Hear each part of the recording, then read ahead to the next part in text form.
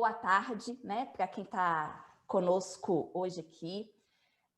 Quero me apresentar, porque ao mesmo tempo que eu vejo nomes e carinhas conhecidas, né, também vejo pessoas que não necessariamente eu conheço. Então, meu nome é Giovana, eu sou professora do Núcleo de Educação Física do Centro Pedagógico da UFMG e integro o projeto de extensão Formação na Prática, né, que dentre suas ações vem aí há algum tempo oferecendo oficinas, né, de formação, estando também no reconhecimento desses professores e professoras como autores de suas práticas pedagógicas.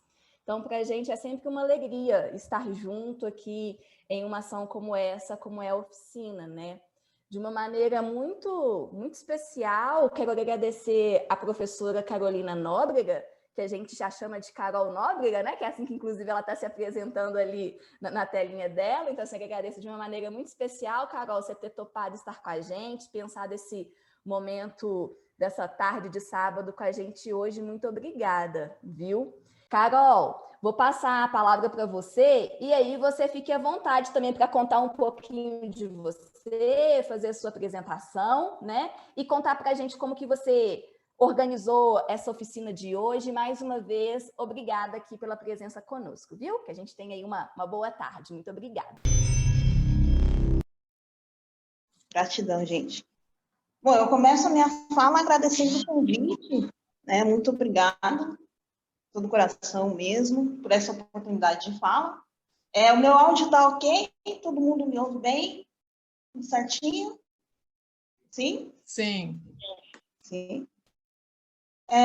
Antes de começar mesmo, de iniciar, falar um pouquinho da minha história, primeiro dizer que é muito importante, primeiro nesse momento, né, no contexto de pandemia, dizer que estamos juntos, que permanecemos aí fortes na medida do possível, né?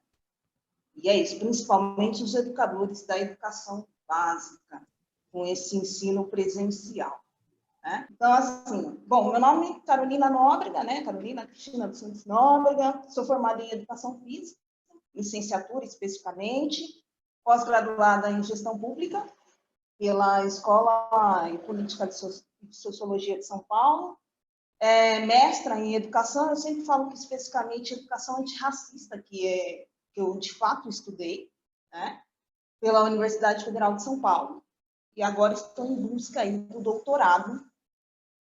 Não sei exatamente em qual instituição, mas estamos aí, né, para tentar defender e elaborar cada vez mais essa educação física antirracista, que é o que eu acredito ser importante para a educação básica e para a formação de professores também, né, professores e professoras.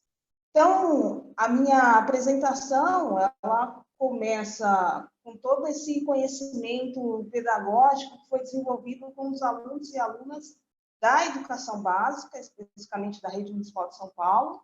Eu iniciei na Rede Municipal em 2009, eu fui auxiliar técnico de educação até 2012. Em 2012, eu entrei na Prefeitura de Guarulhos, eu sou aqui de São Paulo, né? E de 2012, eu passei no concurso na Prefeitura de São Paulo, em 2013.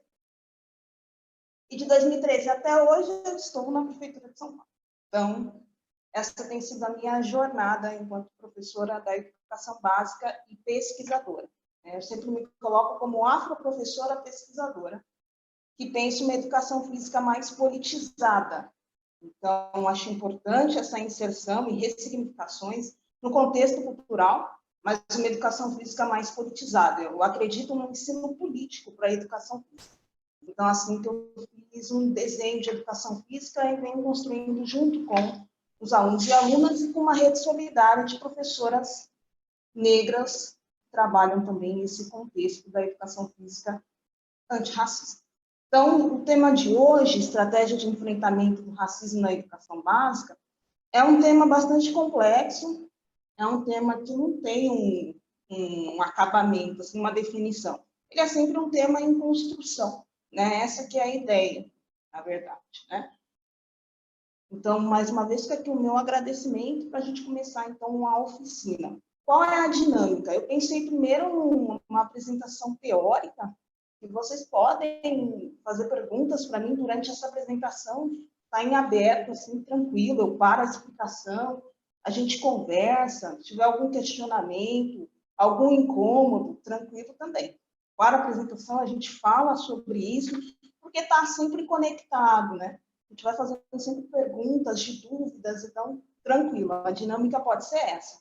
Posteriormente, eu apresento o vídeo, depois eu apresento a educação física antirracista e apresento ela como foi construída em 2019, porque 2020 foi o ensino online, e agora o ensino híbrido, eu não participei desse ensino híbrido ainda, porque eu estou em greve. São 100 dias em greve aqui em São Paulo, defendendo uma educação mais segura. Então, até o presente momento, 2021, eu não tenho uma apresentação que eu fiz, porque eu estou em greve. Mas até 2020, eu tenho uma ideia de como apresentar para vocês. Foi trabalhado no online, em 2019, antes da pandemia, foi trabalhado no presencial. Beleza? Alguma dúvida? Tudo certinho? Um questionamento? Ok? Então, vamos começar. Bom, o primeiro tema que eu acho que é importante para a gente pensar essas questões é entender que corpo é esse, né? Que corpo, que raça e o que a gente entende por direito. Isso é muito importante da gente questionar. Então, vou arrumar. O vídeo está bem. Então, a educação física ela vai pensar nesse corpo questionando a imagem, a identidade, a representatividade e o imaginário social que se construiu para esse corpo. Né? Nesse caso, corpos negros. Né? Então, segundo Rodrigues, ele vai dizer que o corpo africano, escravizado, foi considerado uma mercadoria e que as características biológicas, físicas, enfim, cabelo crespo, nariz achatado, os lábios grandes, a pele negra, foram características marcadas e associadas a seres primitivos e bárbaros que habitavam a África. Então, um lugar repleto de magia, igualmente houve a construção da imagem do corpo negro relacionada a demônios bíblicos. Então, o corpo negro está relacionado a essa questão, a doença, aos demônios bíblicos, ao corpo primitivo, como diz o próprio autor, né? Então, esse corpo, ele é um corpo que é classificado, sexualizado, teorizado, criminalizado, deshumanizado, excluído, e de tempos em tempos mortos. Né? Quais são os corpos que mais morrem, por exemplo, na pandemia? Porque se a gente parar para pensar, a raça enquanto tecnologia, ela tem um poder significativo em decidir quem vive, quem morre, quem vive nas condições de risco de morte. Né? Se a gente parar para observar. Então, a gente olha para esse corpo. E aqui eu coloquei o Sankofa, a África que te habita, que o Sankofa, são 10 episódios que estão na Netflix, disponíveis na Netflix, que é muito legal para a gente conhecer a história. Né? Então, como que funciona o Sankofa?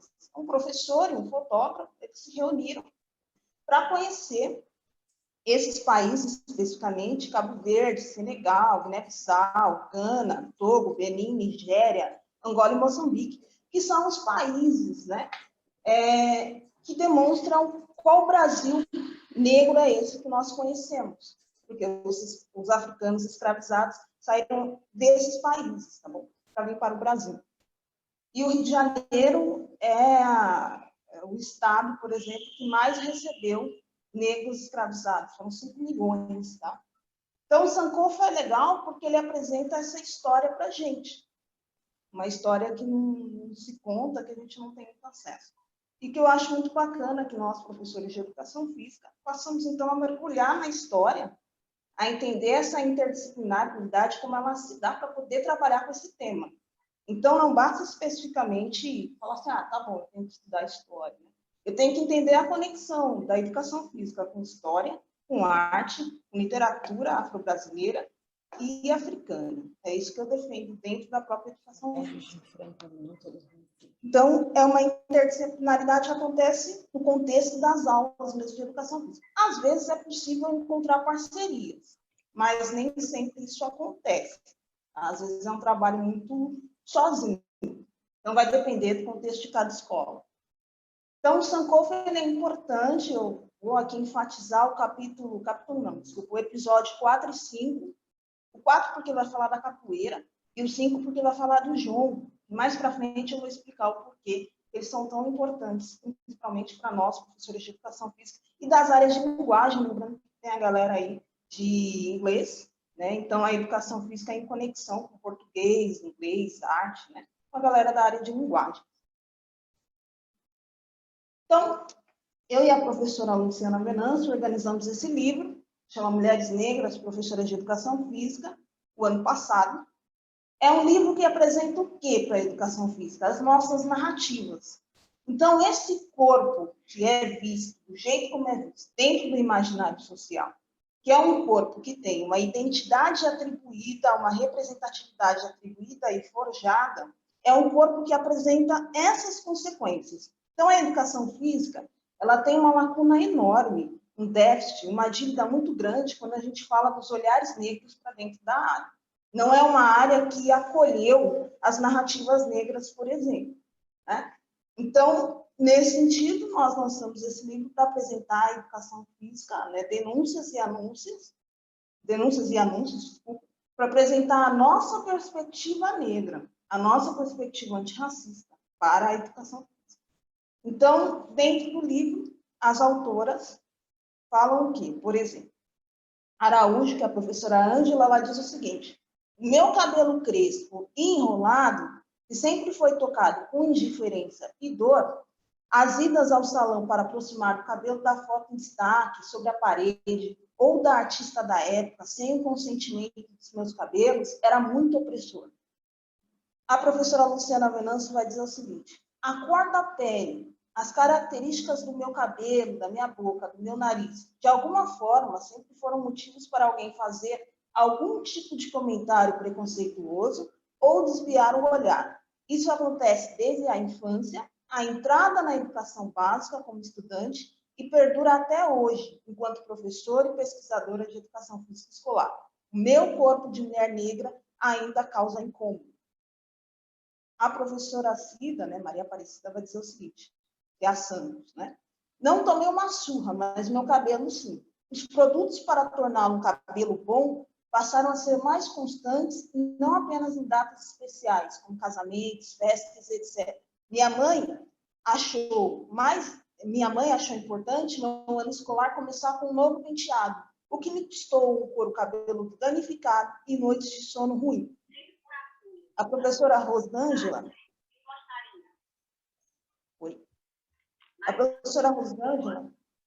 vai dizer o seguinte: outro fato marcante que me fez chorar muitas vezes, pois as pessoas cantavam zombando dos meus cabelos e se divertindo enquanto eu chorava, era o refrão de uma música carnavalesca, muito tocada à época.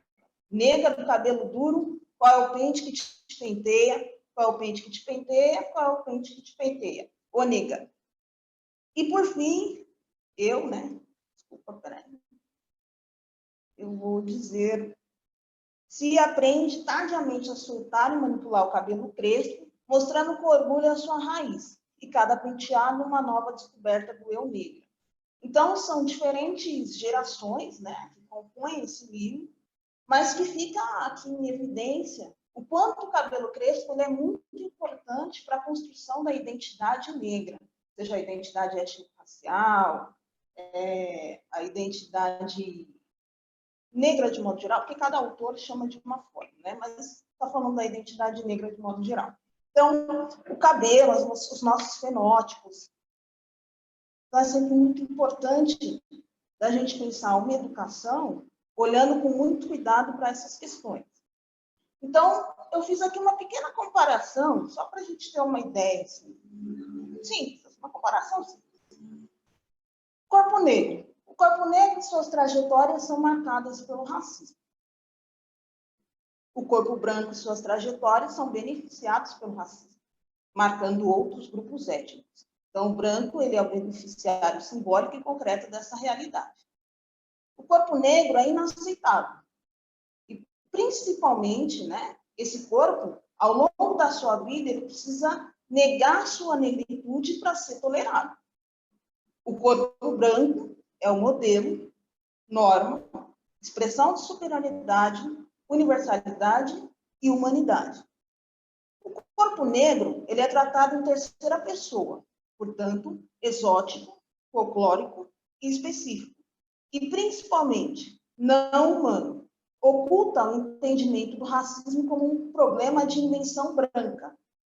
Então, o racismo é como se o racismo fosse um problema exclusivo da população negra, quando, na verdade, a gente sabe que o racismo é relação social e que é uma invenção branca. O racismo é um problema branco, já falo, tá?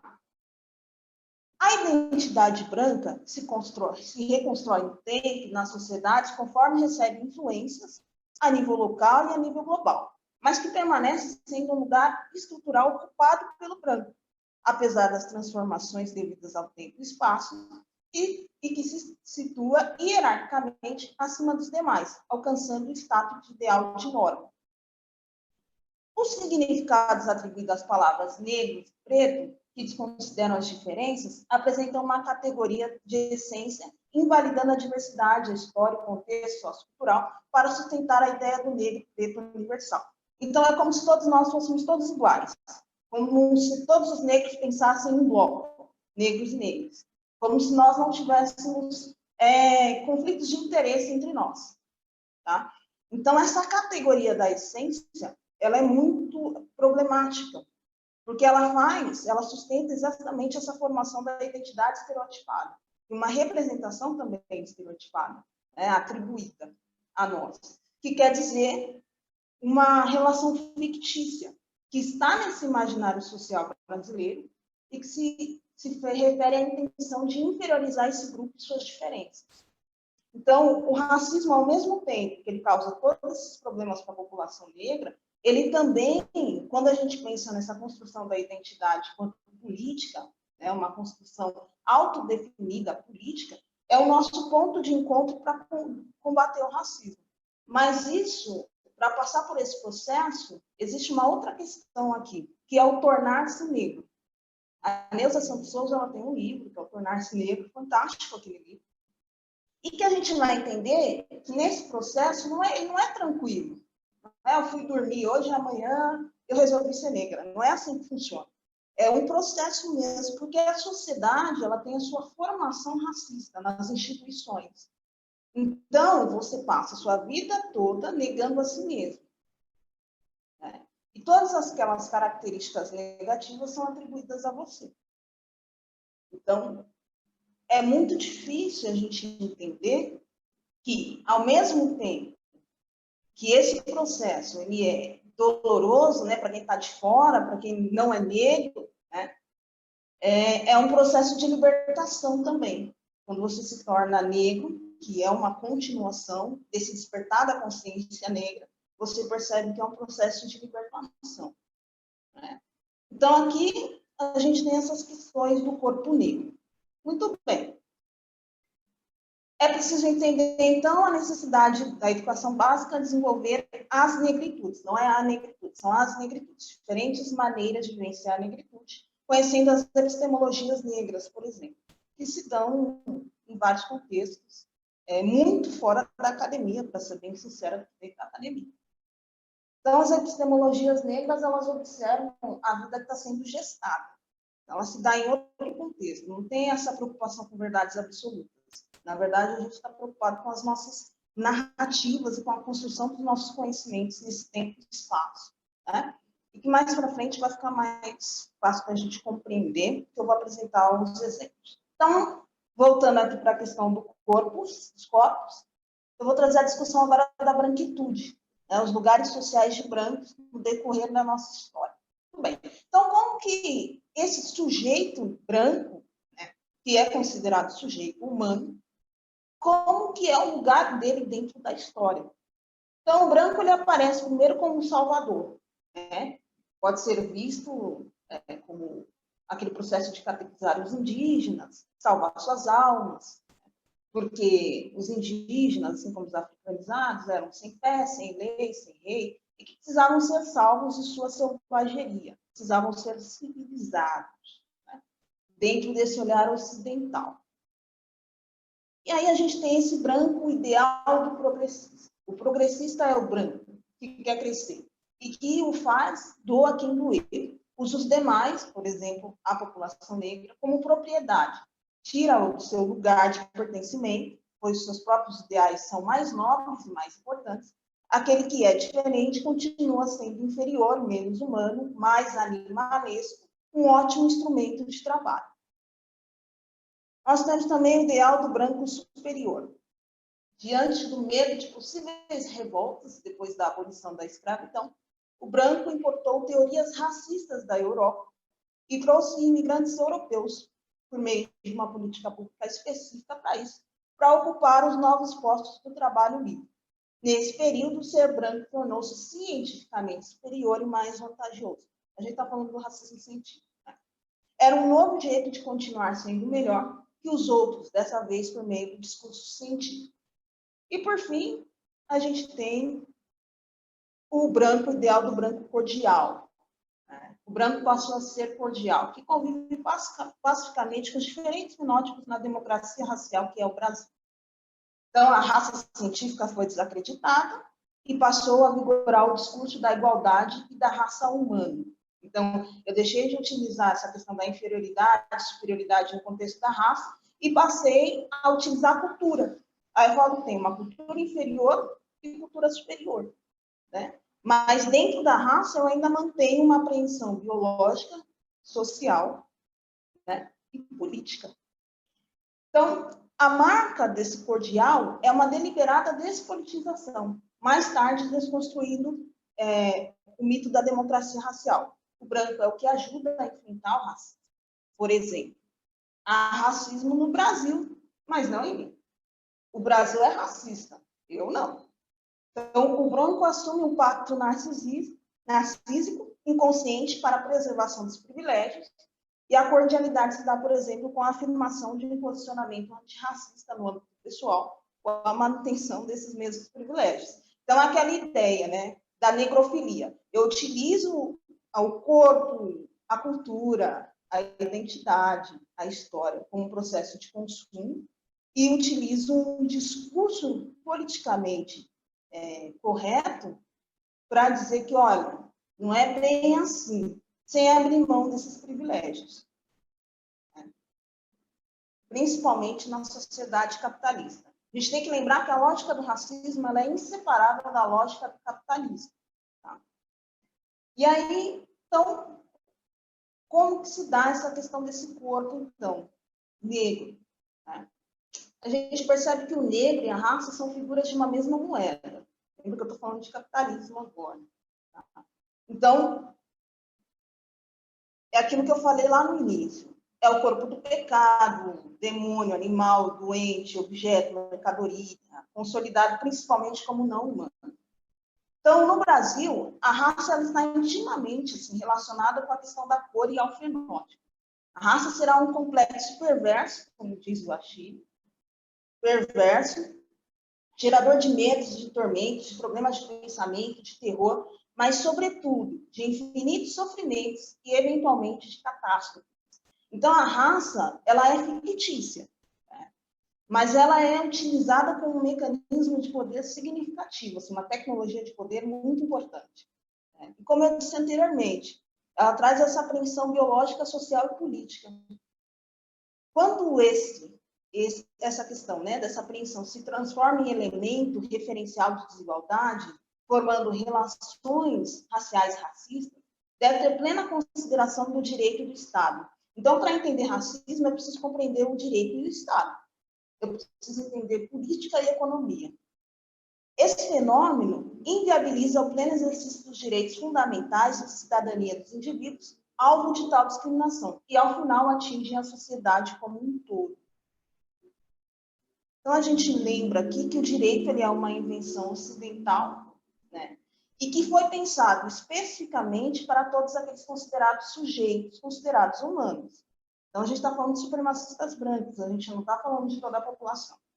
É aí que está o grande problema do direito. Por isso que a gente precisa desconstruir esse olhar romântico que a gente tem para a questão dos direitos humanos. Porque eles reafirmam a branquitude. Então, a escravatura fabrica vidas supérfluas, que é o que a gente está vendo no atual contexto, tá? nos quais nem a vida nem a morte importam. Então, são corpos uns do capitalismo, que é a classe trabalhadora, é o que ela é no atual contexto, principalmente. Para essa economia simbólica e material, o status de pessoas supérfluas, principalmente as mulheres negras, se associa-se a uma existência necessária. E aí há todo o paradoxo aparente de vidas necessárias e invisibilizadas. Então, nós somos necessários, mas nós somos invisibilizados. Porque a gente não pode assumir, principalmente, a nossa negritude, né? Para ser considerado como seres humanos. Então, o nosso modelo econômico ele é baseado na escravidão e assim se deu ao longo da história. Lembrando, mais uma vez, o negro e a raça como figuras da mesma moeda. Então, a história da raça ou das raças é a história da constituição política e econômica das sociedades contemporâneas, como fala o Silvio Almeida. Pessoal, até aqui tudo bem? Alguma dúvida, algum questionamento? Tranquilo?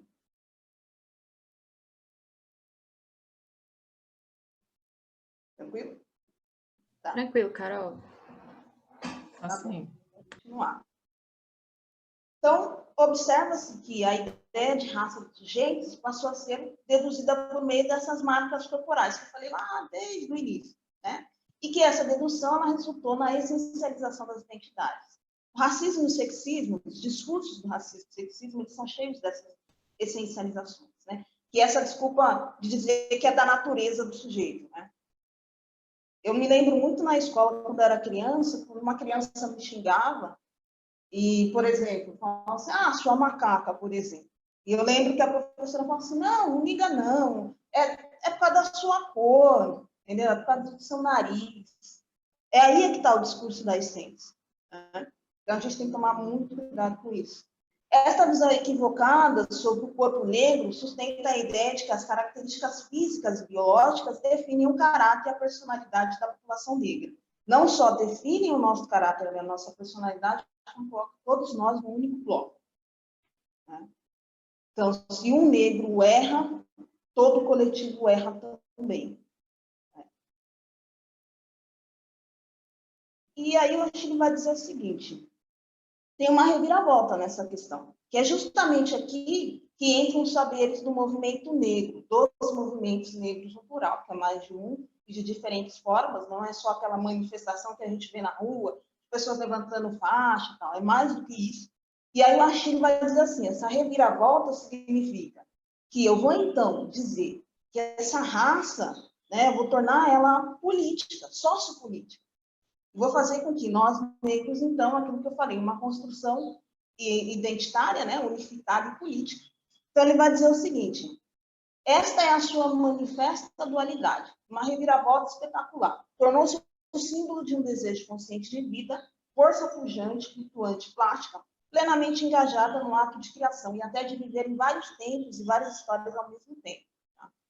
A sua capacidade de enfeitiçar, até de alucinar, multiplicou-se. Algumas pessoas não hesitaram em reconhecer no negro, na negra, o lado da terra, o nervo da vida, através do qual o sonho de uma humanidade reconciliada com a natureza, ou mesmo com a totalidade do existente, encontraria novo rosto, voz e movimento. Então, é isso, é encontrar esse movimento, né, para conseguir desenvolver as negritudes. Tá? Então, como eu falei anteriormente, o racismo é relação social. E aí, o Silvio Almeida ele vai dizer o seguinte, olha, é o racismo que cria a raça. O racismo é um processo em que a ideia de raça vai sendo produzida e reproduzida ao longo da história do ponto de vista político. Então, se a raça ela é fictícia e não se reduz à cor, ela é uma maneira, aqui é que está o ponto central do problema, ela é uma maneira de separar, diferenciar, unificar e classificar as cores. Por isso que ela é uma tecnologia de poder. Nota-se nesse jogo de linguagem entre raça e cor que o racismo cria as gradações de pele. A Lélia Gonzalez vai dizer isso. Bem utilizada pelo colorismo e pelo mito da democracia racial, na tentativa de encaixar os não humanos no estereótipo racial. A leitura da gradação dos tons de pele não expõe, por exemplo, né, a cor à origem real do não humano. Sinaliza origens diversas, qual a gente não conhece a nossa história, efetivamente. Né? Então, é nesse sentido. Então, O colorismo sempre tenta diferenciar as tonalidades de pele, como se isso tornasse o indivíduo menos negro e mais semelhante ao branco. Isso vai lembrar, o Estevão está com a mão levantada. Carol, você prefere que ele pergunte agora ou você quer terminar esse argumento? Acho que é melhor terminar, né? Tá, terminou o argumento do embranquecimento, aí ele já pergunta. Tá, joia. Então, como eu falei, a questão desse colorismo, né? Que é a ideia de tornar o indivíduo menos negro e semelhante ao branco, a gente vai lembrar do projeto de embranquecimento, tá? E o embranquecimento, o que ele sinalizava? Exatamente isso, a tendência de negros mestiços em ascensão social se transformarem socialmente brancos. Então, aqui eu vou lembrar da questão da desigualdade social. A desigualdade social, ela olha para o status, ela olha para a cor, mas ela não olha para a raça. E ela olha para a classe. A raça, ela é tirada do jogo, quando a gente fala de desigualdade social. Então, a desigualdade racial é reduzida à desigualdade social, no qual a raça nem aparece na discussão. Justamente com essa ideia de que ser alguém na vida, vamos colocar assim, é tornar-se branco, né? Então, a raça, como tecnologia de poder, ela estabelece e justifica meios de intervenção e de controle. Por exemplo, na pandemia, né? Quem são os confinados e os não confinados? Os últimos asseguram a vida dos primeiros e, no melhor sinal de economia, expõe a morte das vidas negras, que são a maioria, né? E, além disso, garante a condição de risco de morte. E é o que eu sempre falo, né? Quem é que salva a economia? Outro exemplo é a questão da reprodução. Né? Então, por isso é necessário controlar o corpo das mulheres e a sexualidade das pessoas. Então, eu defendo uma educação física que pense a centralidade da raça para questionar gênero, para questionar sexualidade, para questionar classe, para questionar outros elementos, tá? Que eu vou fazer ao decorrer da discussão. Vou deixar esse espaço para o Estevão perguntar ou trazer um comentário. Oi, Carol. Bom, eu estou achando assim, um encadeamento da argumentação fantástico, assim, mas eu não sei se eu vou me precipitar, mas eu recém acabei de fazer o fechamento do livro do Fanon, Pele Negra, Máscaras Brancas, e como você citou a Cida Bento, né, eu acredito que pensando numa perspectiva de aula mesmo, assim, didática, dentro da escola, existe um elemento da psicologia da educação, da psicologia, e no caso nosso, da psicologia da educação, que é muito forte e pouco estudado e trabalhado por nós, professores de uma maneira geral, né? Educação física também, que implica diretamente nessa questão que você está falando agora, do embranquecimento ou do aproximar-se do que é culturalmente branco e socialmente mais aceito, né? Eu não sei se você vai falar um pouco mais disso, mas isso é uma questão que eu acho que poderia ser mais aprofundada por nós, porque isso é muito forte, além das questões objetivas e materiais, né? Essa questão psicológica, para mim, é um elemento muito forte e determinante e, ao mesmo tempo, de pouco conhecimento nosso, né? Então, acho que eu sinto muita falta de uma discussão mais profunda nesse campo, assim, que eu, pelo menos, fiz uma matéria só de psicologia da educação, assim, muito superficial e nada tematizado com a questão da negritude e branquitude, enfim. É isso. Gratidão, Estevão, pela contribuição. Os meus estudos, eles são mais um caminho mesmo da Cida Bento, né? Que vem trabalhando mais essa questão da psicologia social, racial, enfim, a Cida que vem discutindo como é essa construção do branco a partir do olhar negro, né? Então, eu acho muito importante essa contribuição da Cida. Mas eu não, sinceramente, assim, na psicologia da educação, eu confesso que eu não dei uma olhada a respeito disso, não. Né? Gosto muito do Fanon também, mas eu, nessa perspectiva da educação cristã racista, eu adotei mais a ideia do Silvio de Almeida, quando ele traz a questão do racismo estrutural. E concordo com o Silvio que, para a gente compreender o racismo na nossa sociedade, é importante que a gente entenda Estado, direito, política e economia, que é algo que falta para a gente, né? A psicologia ela é muito importante, mas somente a psicologia a gente não avança. Né? A gente realmente não avança, porque é um problema estrutural, né? É um problema histórico e estrutural. Então, para a gente conseguir avançar, a gente precisa entender esses questionamentos. E eu aqui defendo muito essa questão do direito, sobretudo do direito. Que a gente defende, por exemplo, o direito ao acesso à educação. Né? Mas que educação é essa que a gente está defendendo? Essa educação para todos, que no fundo não é para ninguém. Né? Então, é essa questão, assim, eu acho que como ponto-chave. Não sei, é o que mais me chamou a atenção, mas eu vou procurar mais informações sobre essa questão da psicologia da educação, dentro, se possível, mais dos autores negros, uma ideia como a Lélia Gonzalez fez. Né? Acho que a Lélia ela é fantástica nesse sentido. Assim, embora a gente está falando de outra área, mas a Lélia ela é fantástica só como exemplo de como a gente pode fazer na psicologia da educação, talvez. Né? Não sei, não é uma área que eu me aprofundei.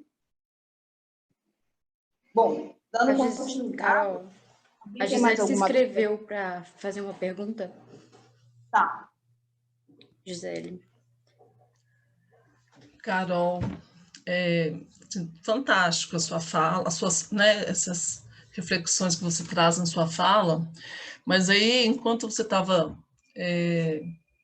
relatando essas questões, eu fiquei imaginando a gente na escola, né, e o colega disse, né, logicamente, a gente esbarra em algumas questões e estratégias também que muitas das vezes a gente se afasta em debater esse tema, né, na nossa prática.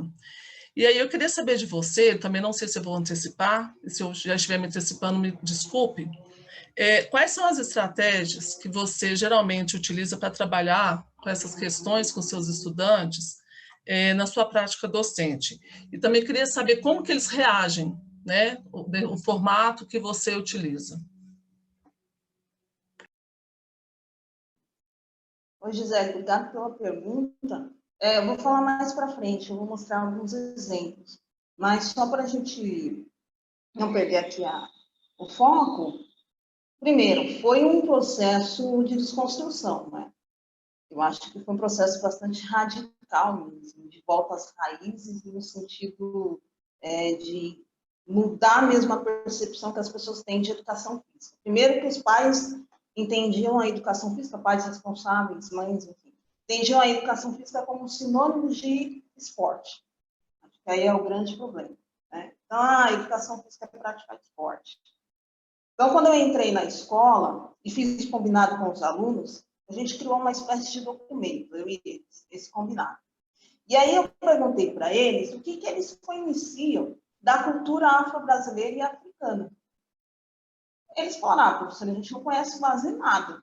Né? Isso para alunos, naquele ano tinha o 5º ano, 7º e 8º ano. A gente não conhece quase nada.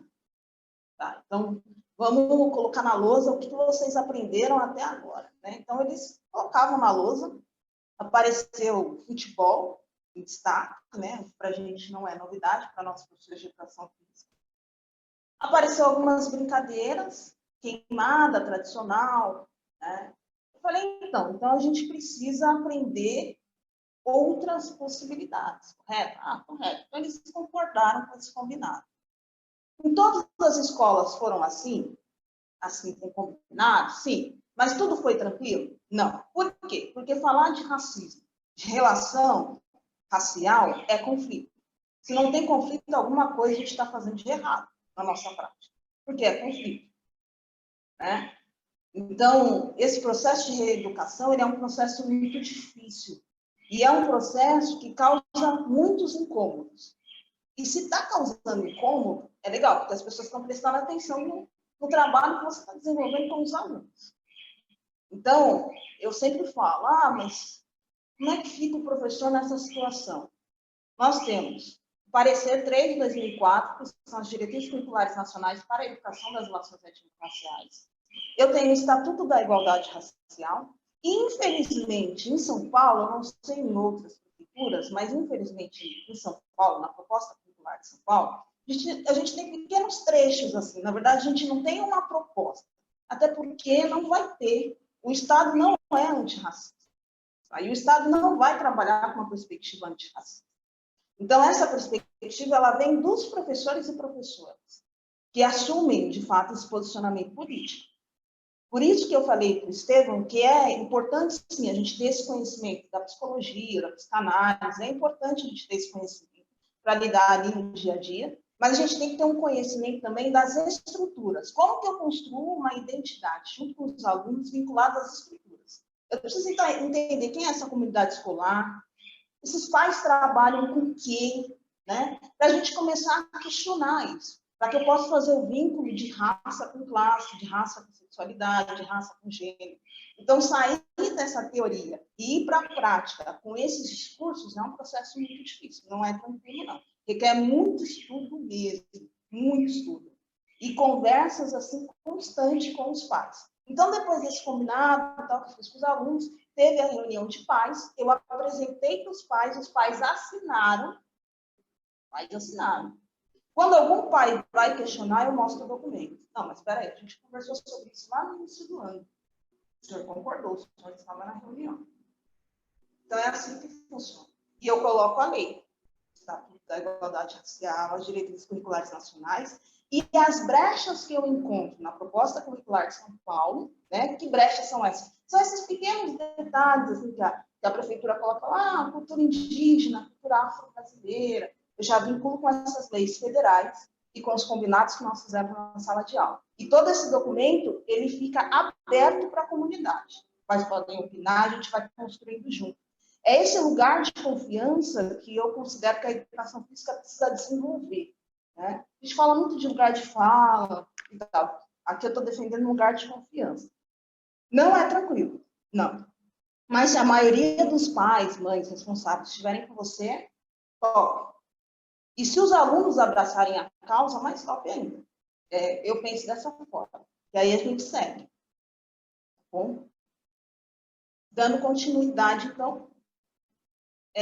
Quando a gente falou a respeito, né, dessa questão do corpo, lembrando que nós, negros e negras, a gente não tem, assim, qual o desenho que pensam do destino, né, para a gente. Eu achei muito legal essa fala da professora Jess, que é Jess Rodrigues, mas ela é conhecida como Jess, que ela fala que nós, negros e negras, né, principalmente nós, mulheres negras, somos vistas dessa forma, né? Ela fala, tenho lembranças de olhares e falas de muitas pessoas que esperavam que eu fizesse escolhas ruins, esperavam que eu não tivesse sucesso na escola, que eu não fosse uma menina educada, que eu não fosse responsável, que eu me envolvesse com drogas ou que eu engravidasse na adolescência. Afinal, o que poderia vingar de uma menina negra e pobre da periferia? Eram as sutilezas do racismo, o preconceito verbalizado, me acompanhando na infância e na adolescência até os dias atuais. Então, esse é o nosso destino, né? Que está sempre posto no imaginário social. É um destino que, na verdade, não está em nós, né? Mas que ele existe na existência das inúmeras faces do racismo. Então, quando a gente fala de racismo institucional, racismo estrutural, racismo recreativo, os inúmeros racismos possíveis, racismo individual. Então, são os inúmeros racismos que, na verdade, a gente está dizendo de um racismo único, né? Então, para a gente entender melhor o que é esse antirracismo que eu estou defendendo aqui, né? E que racismo é esse que eu tanto falo? Eu gosto muito, particularmente, falando da explicação do Carlos Moore, né? Não é um autor assim que eu vou defender do ponto de vista histórico, não, porque eu sinceramente gosto muito da percepção marxista. Né? Acho que é bem legal a gente entender a questão de classe. Mas, quando ele fala o que é o racismo, eu acho muito importante. Ele fala que tem a ver com uma forma particular de ódio. Um ódio direcionado. Especificamente contra toda uma parte da humanidade identificada a partir do seu fenótipo. É o fenótipo dos povos denominados negros que suscita o ódio, um ódio profundo, extenso e duradouro. Assim sendo, apresenta-se no racismo uma consciência mais violenta, pois há a intenção e a ação de exterminar o outro negro, a outra negra, de anular a sua humanidade. Então, a perversidade do racismo essa. Se a gente falasse de maneira direta, é isso. Exterminar o outro, a outra negra, anular a sua humanidade, né? E dentro dessa necropolítica, a gente pode falar também dessa questão de matar também os pensamentos negros, sua cultura, né? Então, não basta só a morte do corpo, eu preciso também conseguir garantir a morte do pensamento. Tá? E aí, o que eu entendo por antirracismo a partir dos trabalhos do professor Sérgio Guimarães? Ele vai dizer assim, ó, primeiro é admitir a categoria raça. Né? Então, tanto nós negros, quanto não negros, brancos, precisam admitir a sua categoria, raça. Tá? Porque o branco é o único que não tem raça. Né? Então, é sempre importante que a gente assuma essa responsabilidade, né? Para essa discussão.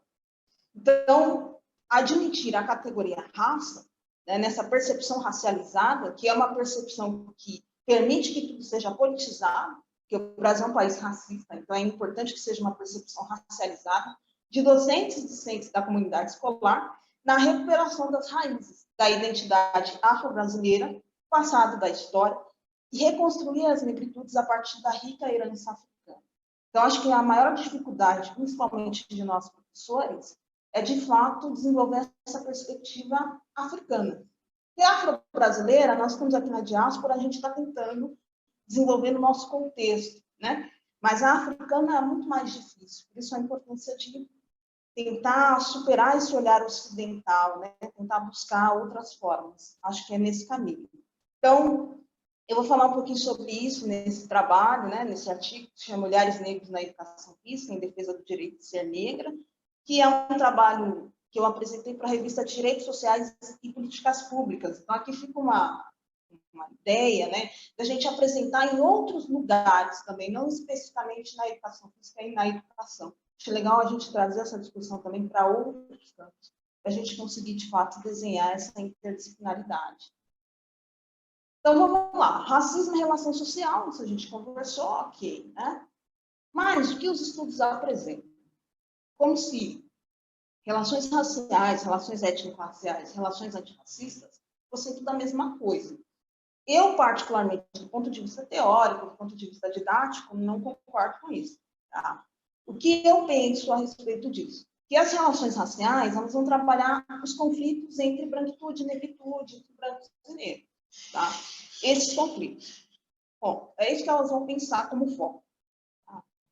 As relações étnico-raciais, elas vão entender, a partir desse trabalho, né, do parecer 3/2004, elas apresentam o que para a gente?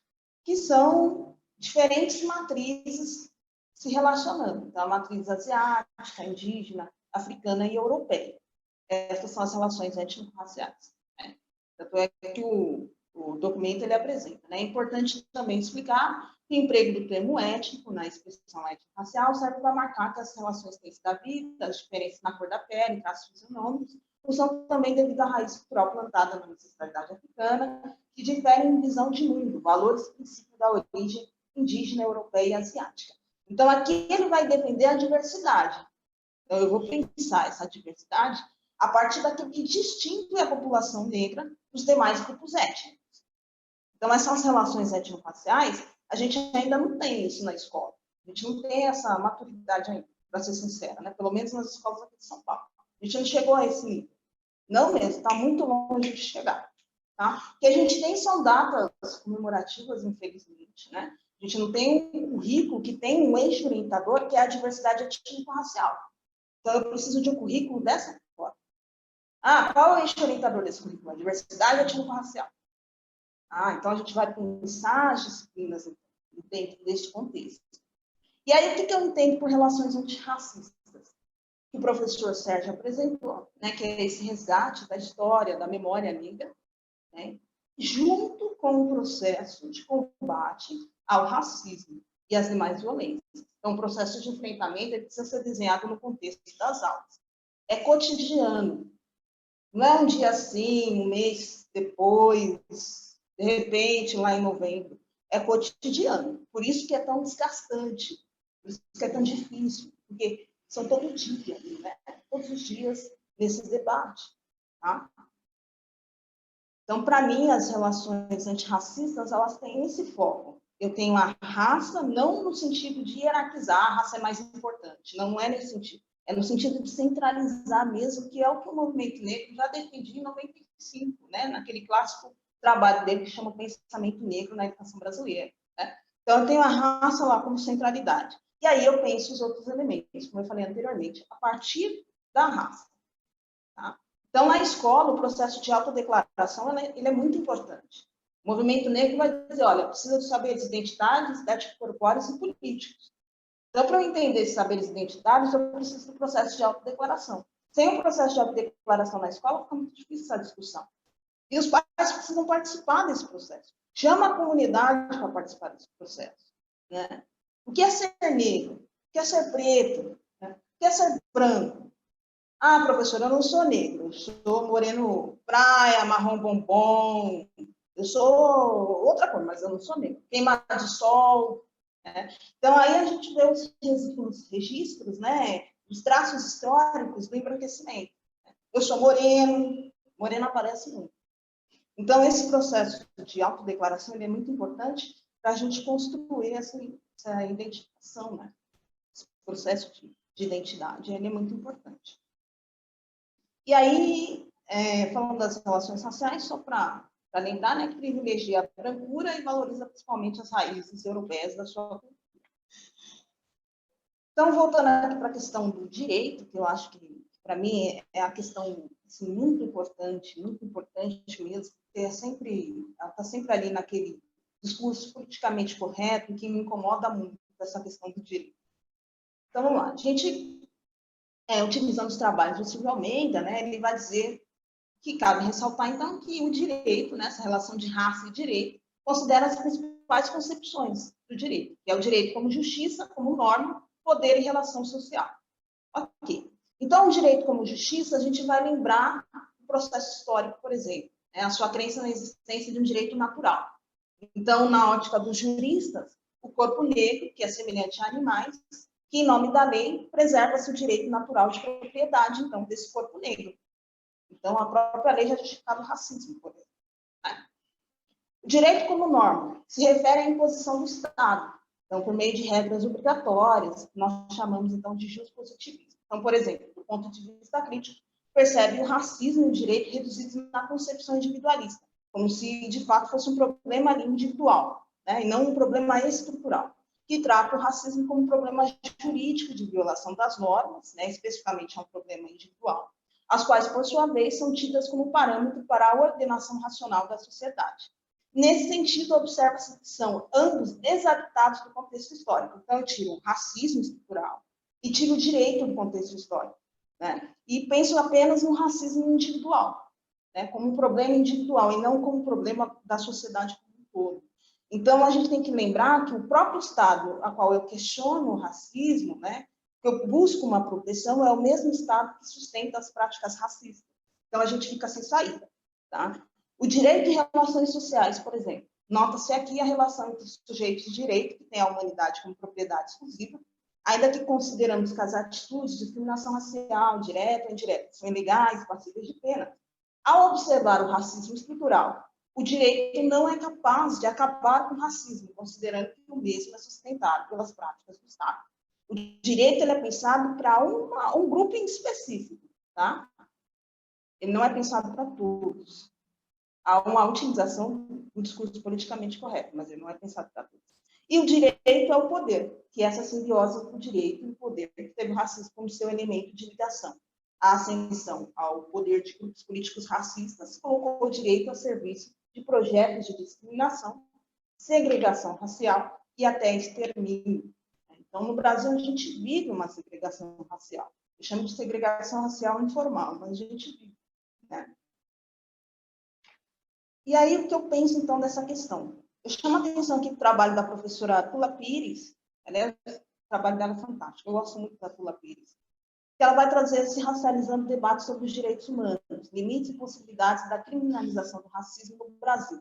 Tá? É um trabalho muito legal para a gente entender. Direito é esse, então, que a população negra precisa defender, e que eu, Carolina, vou chamar de direitos humanos negros, né? Trazer uma outra perspectiva de direitos humanos, que eu apresento lá na revista de Educação Física e Esporte da USP. Então, ela vai dizer o seguinte: usar oficialmente o direito para segregar não significa apenas elaborar enunciados normativos com caráter afirmadamente discriminatório, deixar de aplicar normas de teor antirracista, esvaziar as medidas de proteção da igualdade racial e fortalecer a imagem do negro como não humano, inferior, delinquente, primitivo, lascivo e servil, são igualmente exemplos do racismo institucional. Então, a gente tem que lembrar que na escola nós estamos falando do racismo institucional. A escola, ela não produz, mas ela reproduz o racismo e as violências, as discriminações. Então, isso é importante da gente lembrar. Quando a gente defende direito, está lá na escola, né? Um projeto de direitos humanos. E aí, o racismo, ele entra como um tema perdido lá no projeto, para discussão, né? Assim como a educação das relações étnico-raciais, ela também aparece ali como um tema, no começo, meio e fim, para discussão. E aí, qual o problema disso? Eu estou reafirmando a branquitude, né? Com um discurso politicamente positivo, vamos colocar assim, né? Que é o discurso político aí, correto, né? Então, ela diz o seguinte, que nós defendemos, ela não, né? É o direito à educação antirracista, a partir dessa perspectiva da Tula Pires. Não disputamos a possibilidade de sermos incluídos. Então, nós estamos falando de inclusão. Até porque a noção de sujeito de direito da posse é a mesma, né? Sujeito branco. Disputamos a possibilidade de produzir o direito, o Estado, a política, a partir do nosso lugar, dos nossos olhares negros, da nossa história narrativa, nossos conhecimentos científicos e pedagógicos, nos nossos termos. Tá? Então, é isso que a gente defende como direito. Então, é muito mais difícil do que parece. Porque para a galera que estuda direito, né, a questão é como transformar os direitos humanos em direito, a nossa questão é ainda maior que isso. Como transformar os nossos direitos humanos negros em direito a partir de um direito que não é essa noção de sujeito de direito da posse. Então, é muito mais complexo, parece. E aqui eu entro na educação física. Para falar um pouquinho dessa educação física, né, em relações étnico-raciais, que é o que a gente estuda muito, né, eu tenho uma crítica, que é essa ideia de acoplamento. Esse E no meio é algo que me incomoda muito. Para mim, a gente precisa pensar as relações, sejam elas étnico-raciais, raciais, qual for o nosso foco, né, e antirracista, na educação física, não esse E de acoplamento. Parece que a gente está falando de algo que é externo da educação física, e não é externo, né? É algo que está na educação física. As manifestações racistas, elas acontecem nas aulas de educação física. Então, a gente precisa trabalhar essa questão dentro da educação física. Então, essa relação educação física e relações étnico-raciais, né, são vários temas que pensam a contribuição da educação física para as relações étnico-raciais. Né?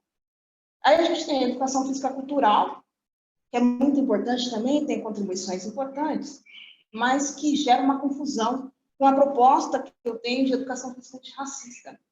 Né? Normalmente as pessoas falam, Carol, você está falando da educação física cultural, e não é da educação física cultural que eu estou falando. Tá? Na verdade, há aproximações, mas são bem diferentes. Até porque a educação física antirracista que eu estou propondo é essa educação física que tem a raça como centralidade, né?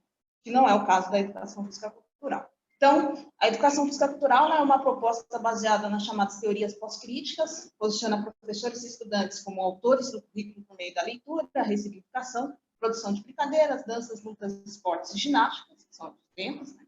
Foi possível identificar, então, um campo de fundamentação, segundo Marx Neira, estudos culturais, multiculturalismo crítico, pós-estruturalismo e pós-colonialismo. Né?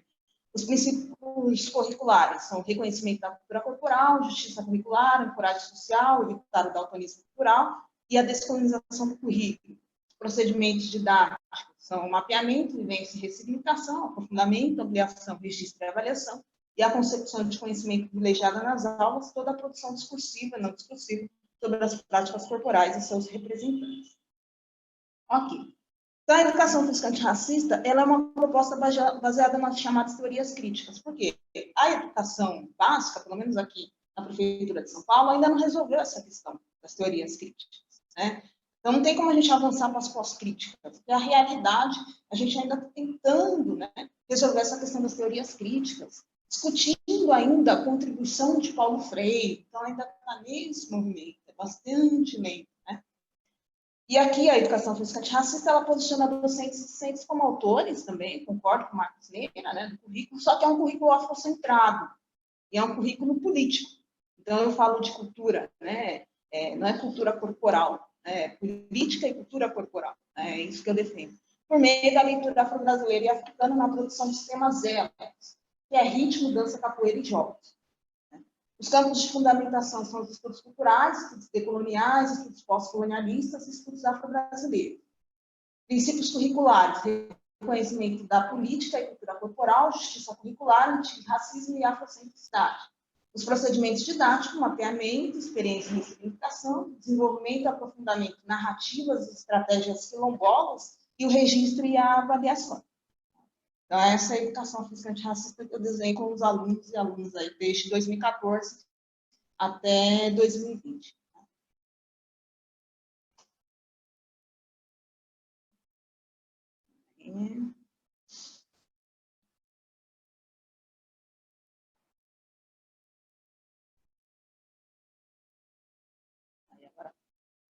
Então, o que se entende por estudos decoloniais, né?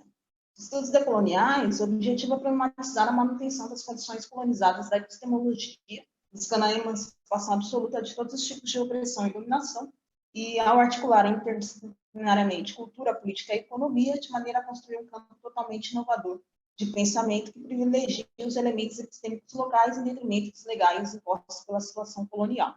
Então, é mudar o que a colonialidade fez de nós. Chamo mais atenção para a questão da cultura, política e economia. As raízes mais aprofundadas da afrocentricidade, né, que estão localizadas no projeto político pan-africanista, então por isso eu chamo a atenção da afrocentricidade. Fanon, Lélia Gonzalez, Abdias do Nascimento, essa galera está toda aqui. A afrocentricidade é um tipo de pensamento, prática e perspectiva que percebe africanos e africanas como sujeitos e agentes de fenômeno, atuando sobre sua imagem cultural e de acordo com os princípios, de acordo com seus próprios interesses humanos. Voltando. E os estudos africanos, que ganham aí adeptos nas últimas décadas, resultando nos chamados estudos afro-brasileiros, que é essa abordagem que busca resgatar a cultura, a história africana, sobretudo nas suas múltiplas relações com a realidade brasileira. Sua intenção principal seria, portanto, nas palavras de uma estudiosa do assunto, reconhecimento e valorização das culturas de origem africana e das histórias dos africanos do continente da diáspora, algo que se configura na adoção de perspectivas próprias dessas culturas e histórias, né? Então, na verdade, o que me preocupa muito, além dessa importância, né, dos estudos afro-brasileiros, é a questão da perspectiva africana. Então, eu tenho estudado Iorubá para tentar entender melhor também as filosofias africanas, né, como a gente vai conseguir desenvolver esse processo na educação física. E os estudos culturais destacando mais essa questão do feminismo, né? Então, eu pensei em uma educação física antirracista a partir da perspectiva do feminismo negro, quilombista, na verdade, né, e decoloniais. Então, é essa educação física antirracista que eu defendo. Que até então se falava em educação física antirracista, mas não se tinha uma estrutura, uma proposta pedagógica. A educação física antirracista, mas o que é?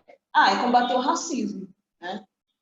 Mas de que forma? É isso. E aí terminava nisso, né? Então, a gente precisa desenhar melhor essa proposta.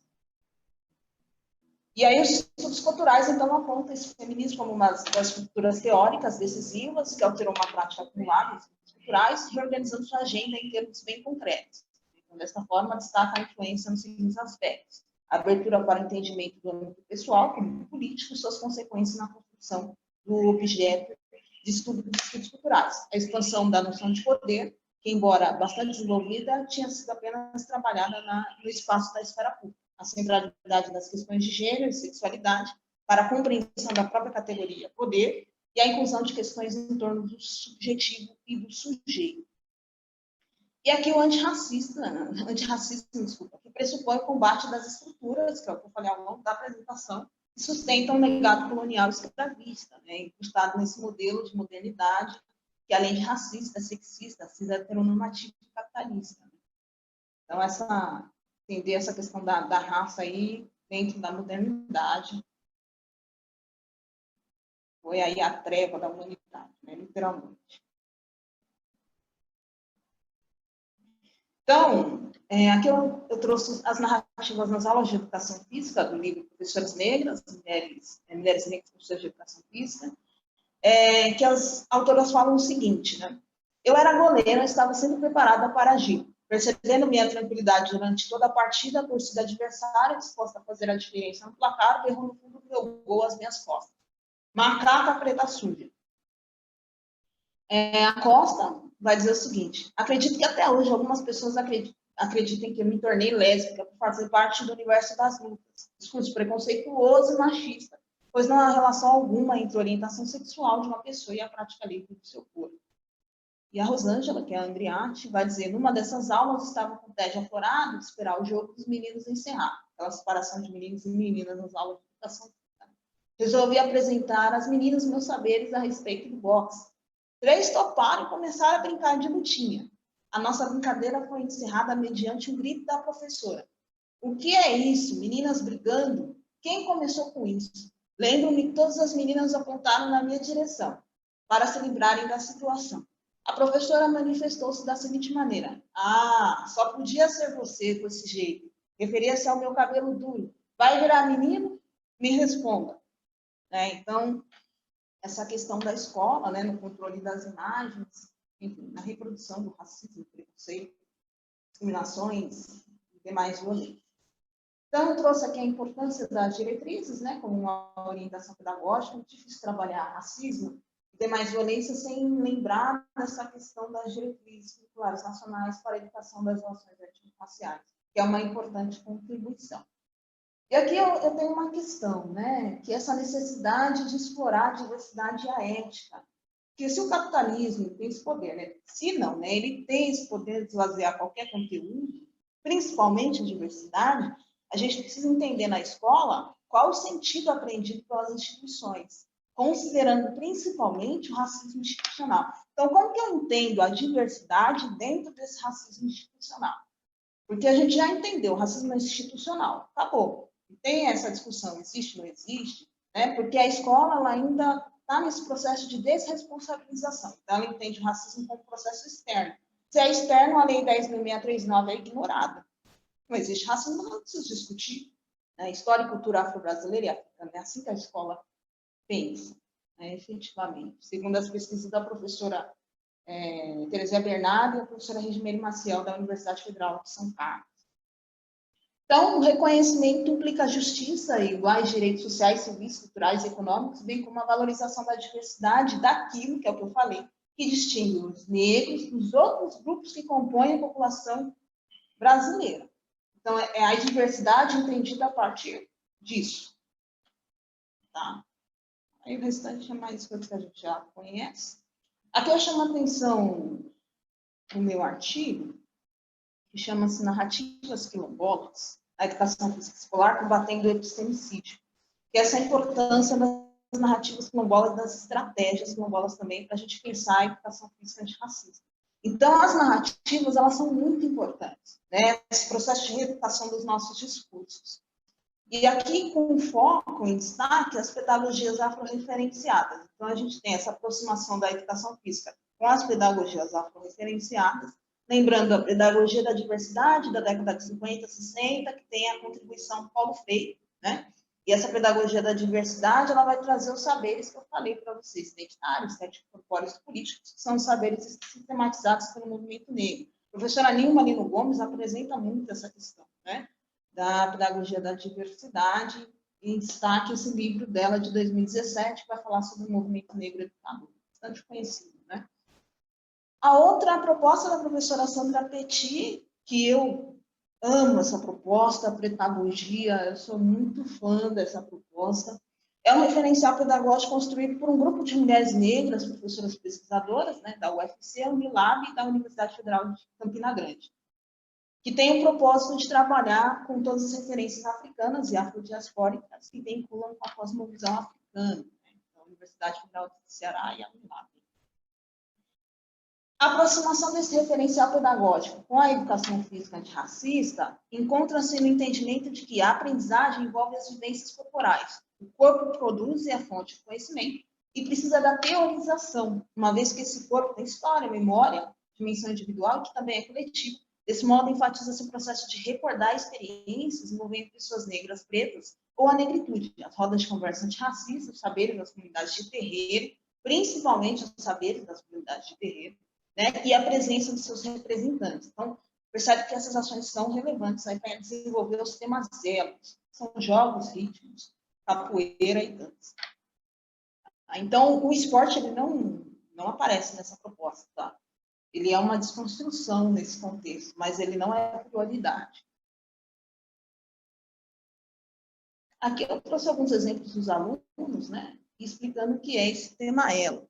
Então, sistemas elos são elos de sobrevivência, resistência, expansão da cultura afro-brasileira e africana, de acordo com o conhecimento científico que a população negra necessita. Então, aqui, por exemplo, eu tenho o exemplo do trabalho da aluna, que a gente falou sobre o goleiro Aranha. A gente fez um estudo de caso do goleiro Aranha e da judoca Rafaela Silva. E a gente falou do racismo, falou das demais violências, falou da desigualdade racial no Brasil. E ela fez essa capa que eu achei muito legal. Né? Tem alunos que gostam muito dessa questão do desenho, da arte. Eu trabalho muito com a arte nas aulas de educação física. Eu sou ilustradora, então é uma área que eu gosto demais. E aí ela fez essa capa que eu achei fantástico, né? A referência que ela usou, a questão da aranha para representar. Bom, às vezes eu faço alguns desenhos, às vezes os próprios alunos registram no caderno do jeito deles, seja história em quadrinho, como esse daqui da Carolina Maria de Jesus nas aulas de educação física. Eu só tenho aqui um relato desse livro da Carolina aqui, da Celene Barbosa, né? Que ela fala: eu me orgulho muito da cor da minha pele, gosto de ser preta, que é muito uma fala parecida com a fala da aluna que apareceu no vídeo, né? Uma aluna que veio de outro país, né? Angola. Então, é muito legal essa relação. Eu comecei estudando o que você sabe sobre a África, que também é um material muito bacana para a gente utilizar. O Madiba, como apresentado no vídeo, ele é uma literatura afro-brasileira, do Rogério Barbosa, que é legal, porque, principalmente com o Fundo 1, né? Mas eu utilizei também o Fundo 2. Nos 7 anos eu também utilizei o Fundo 2. Ele conta a história de Nelson Mandela, e ele vai trazendo algumas práticas corporais dentro do livro, a questão da luta, então da prática da capoeira, tipos de luta também, junto com a história. Né? Então, esse é um processo que as professoras dessa rede solidária, que eu chamo de rede solidária, as professoras apresentaram muito esse contato da educação física com a literatura afro-brasileira e africana. Então, trabalhar a capoeira, por exemplo, utilizando o livro da Madu Costa, né, os livros Pomares, o Cordel, também é muito legal. Os alunos, depois de ter o contato com a capoeira, junto com a literatura da Madu Costa, né, apresentando a importância do zumbi de Pomares, apresentando o dandara, né, nós também criamos depois um rap. Então, é muito legal. Dá para fazer esses vínculos, assim, vai muito da criatividade da turma, de modo geral. E eu gosto muito de utilizar o que acontece na minha vida enquanto pesquisadora nas aulas também. Então, quando eu participei desse livro, tem um artigo junto com a professora Maria Lúcia, a gente fala da história da Virgínia Leonir Bicudo e da Neuza Santos Souza. Então, eu fiz um trabalho com os alunos para falar sobre a representatividade das mulheres negras, que eu apresentei lá na Faculdade de Educação da USP, através desse artigo que está no livro Educação e Empoderamento da Mulher Negra. E é muito legal esse grupo universitário, porque a gente consegue fazer com que o livro tenha uns downloads gratuitos. Né? Então, é só acessar o site e fazer o download. Então, é bem legal nesse sentido.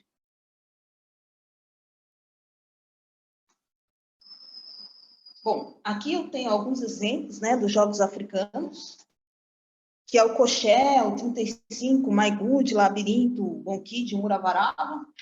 O Bonkid, até levei o milho lá para a quadra, tal, porque é com milho. E aí a gente discutiu essa relação, a dificuldade que a gente tem aqui em São Paulo, né, nessa selva de pedras, do contato com a terra, com a natureza. Então, o Bonkid, todos os jogos africanos têm muito essa relação, né? Aqui é o labirinto, mostrando que tem diferentes possibilidades, né? Então, os alunos explicando como é o labirinto, vivenciando tanto no pátio quanto na quadra, fazendo registro no caderno, vivenciando com as suas famílias. Aqui o desenho do Bom Kids, de como funciona, né? O Bom Kids coloca um círculo no meio, e aí a ideia é tentar acertar o milho no meio do círculo. Se você conseguir acertar, você pega um milho de cada um que está no seu grupo, né? Então, foi muito legal essas vivências. Aqui o aluno construindo, né, um labirinto. Então, eles mesmos fazem o labirinto, eles explicam, e é legal porque fica uma coisa mais autônoma mesmo, né? Aqui o registro de uma outra aluna sobre o jogo 35, que é possível fazer tanto com os pequenininhos quanto com os grandes, né? Aqui eu tenho uma turma maiores, e aqui os pequenininhos. E os orixás, que foi o grande, acho que foi o meu maior desafio, sem sombra de dúvida, enquanto professora, foi os orixás. Eu utilizei a história em quadrinho do Canuto, né, para trazer essa manifestação cultural, e eu tive muitos problemas assim, em relação à aceitação, principalmente com a palavra orixás. Né? Então, eu desenhei os orixás no formato de super-heróis, a partir dessa ideia do Canuto. A gente começou discutindo habilidades motoras básicas, capacidades físicas, a partir das características dos orixás nesse contexto. E depois eu fui levando os saberes mesmo africanos para essa percepção dos orixás. Né? Então, tem um artigo aí dos orixás na educação antirracista, educando o combate à intolerância religiosa.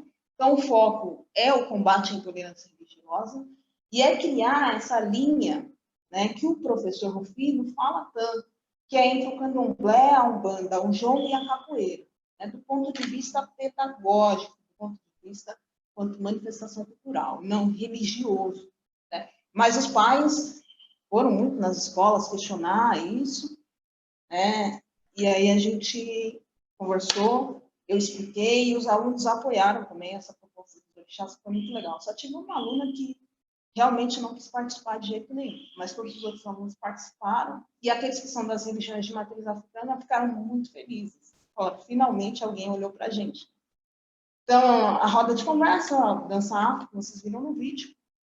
Aqui eu tenho outro exemplo, que é a pedagogia do griot, o foco é a narrativa, né? Então, que busca a valorização da palavra, dos afetos, das memórias e dos rituais da tradição oral, né? Então, essa proximidade com a comunidade, os valores ancestrais africanos e indígenas. Ela propõe uma construção de um novo modelo de sociedade e comunidade, na verdade todas, né? A pedagogia das encruzilhadas, todas propõem um novo modelo de sociedade. Né? Que é essa ideia mesmo da cooperação. Os próprios jogos africanos trabalham com essa perspectiva da cooperação e dessa dependência, de que você depende do outro para participar, para jogar, para se envolver, se entender enquanto equipe, né? Enquanto roda. As atividades afro-brasileiras, elas acontecem muito em roda. Né? Eu mostrei muito isso no vídeo, a questão da roda.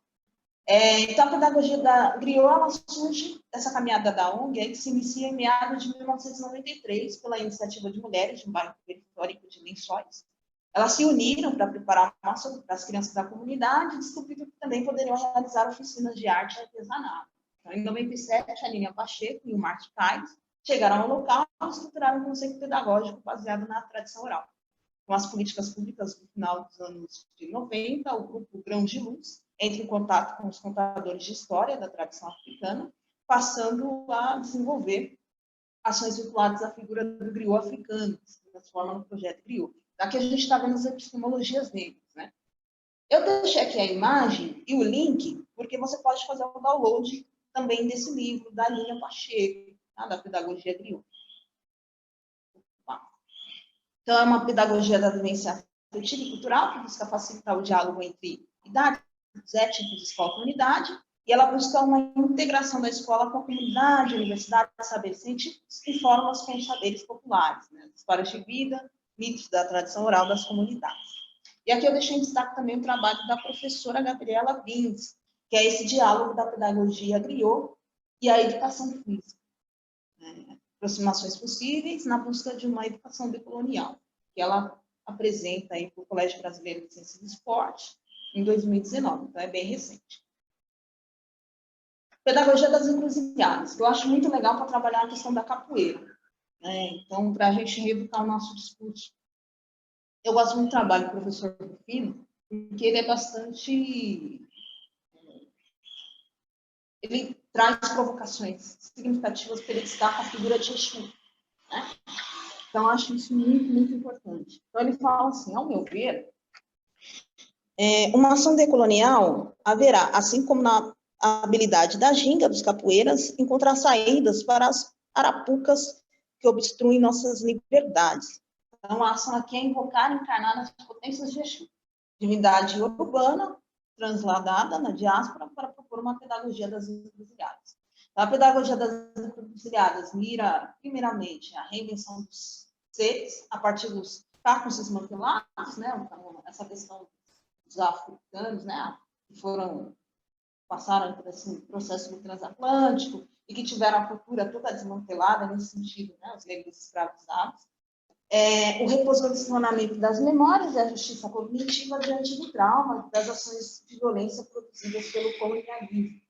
Exu lança os seres na capacidade de assumir sua presença como respostas responsáveis que darão o tom do acabamento de sua existência.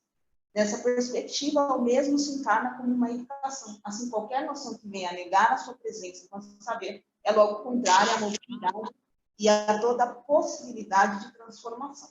Isso é muito central, né? E essa responsabilidade mesmo nossa no contexto de trazer essa mudança, né? De mobilizar. Então, a encruzilhadas aponta para múltiplos caminhos. Afinal, a noção de caminho assentada no signo de Exu se compreende quanto a possibilidade, não como certeza. Apresenta as noções do rolê epistemológico, o ebó epistemológico articulado à noção de cruz. Então, a noção do rolê epistemológico inspira-se nas sabedorias da capoeira, para propor ações de desvio e avanço, e imprime, nesse sentido, a lógica do jogo. Toma como efeito de um ebó epistemológico a presença de Exu encruzado no debate educativo. Tá? Então, como conta uma das histórias de Exu narrada nos terreiros, ele é aquele que mata o pássaro ontem com a pedra que atirou hoje, que é bem...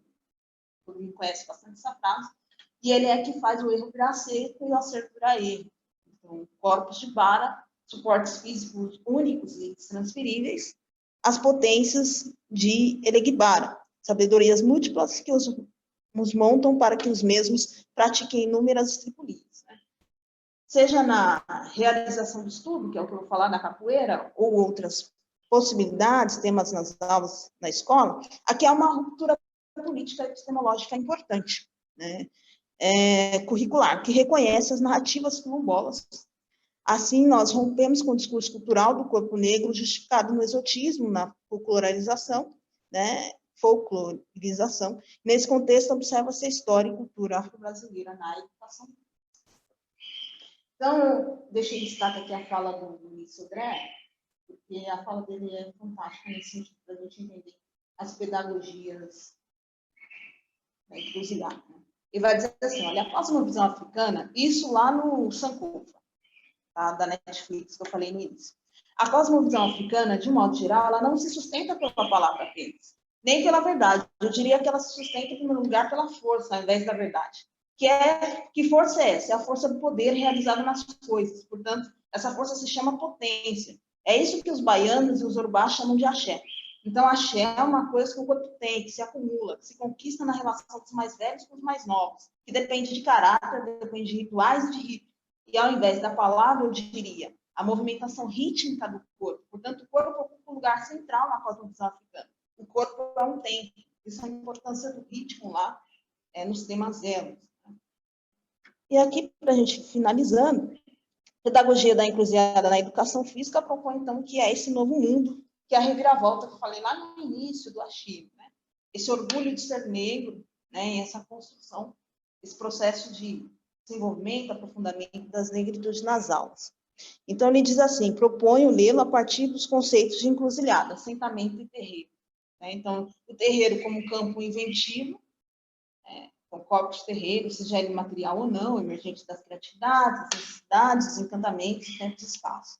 E o assentamento, que é essa questão com axé, né? Se plantam os axés, que emanam as energias, que conferem a mobilidade, criatividade e possibilidades para as invenções. A retomada do corpo como assentamento de saberes múltiplos, perspectiva por Exu, é a rigor uma ação antirracista decolonial que mira a justiça cognitiva e a ampliação de outros horizontes epistemológicos. Aqui eu vou defender as epistemologias negras.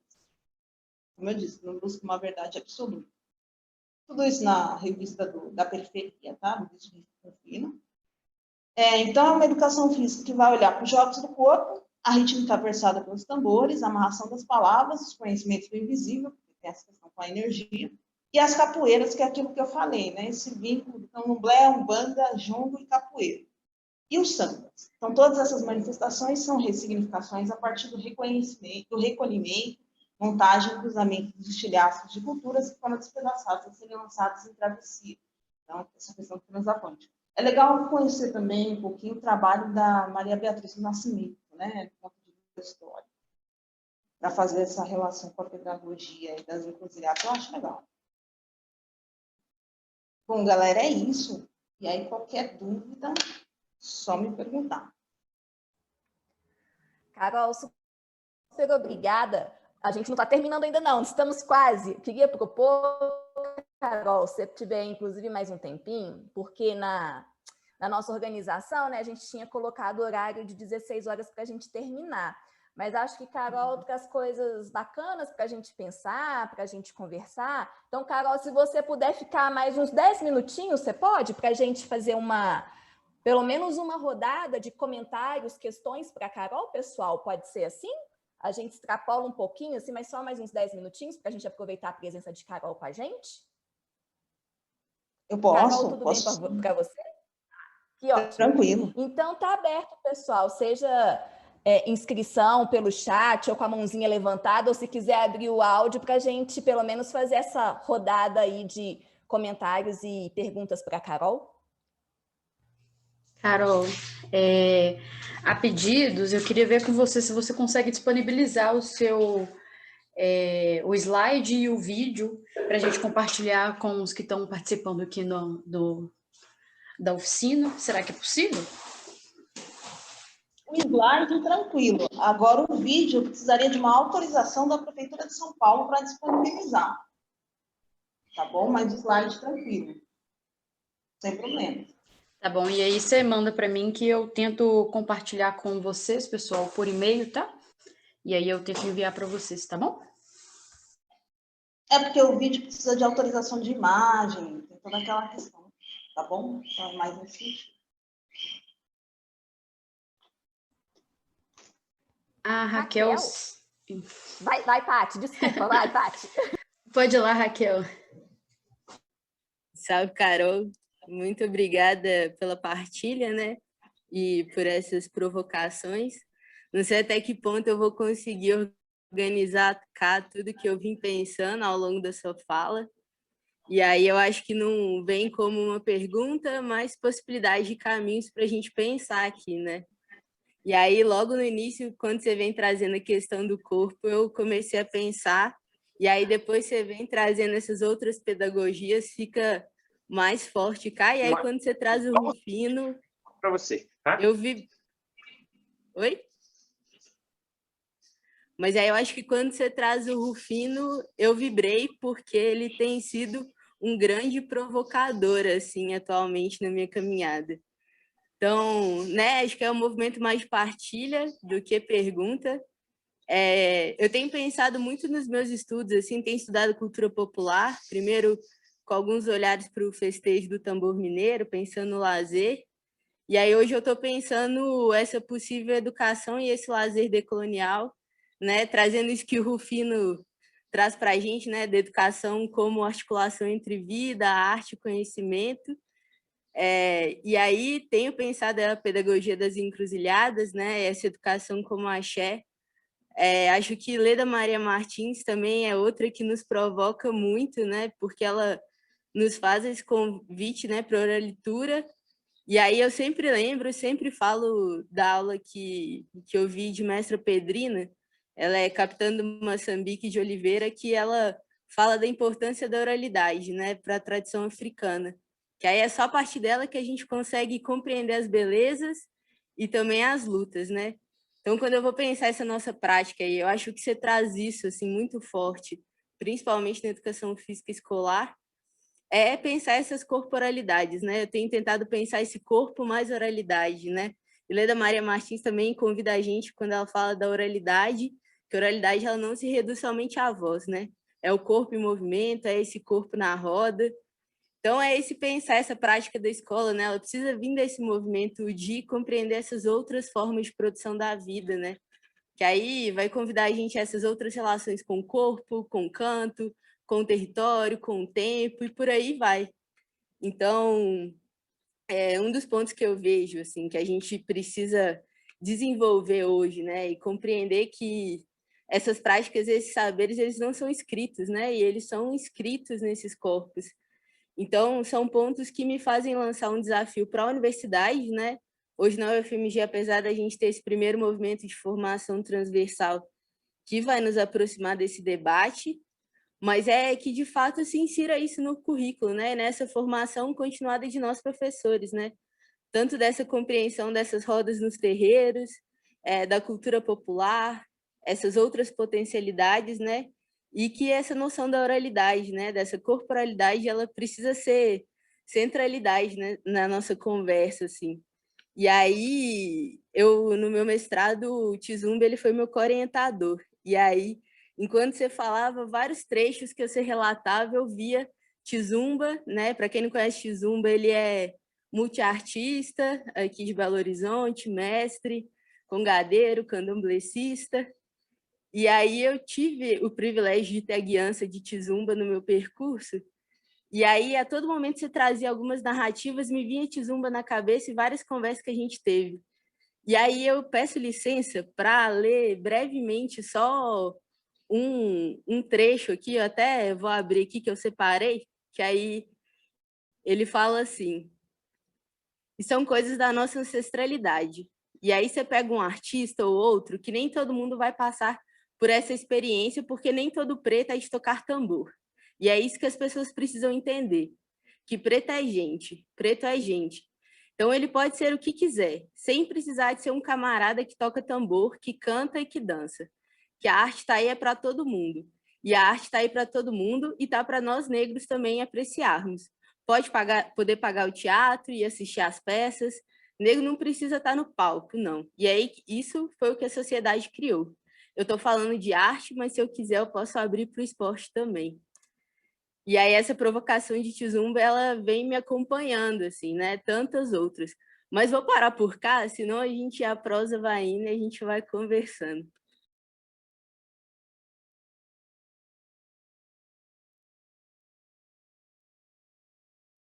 Gratidão, Raquel.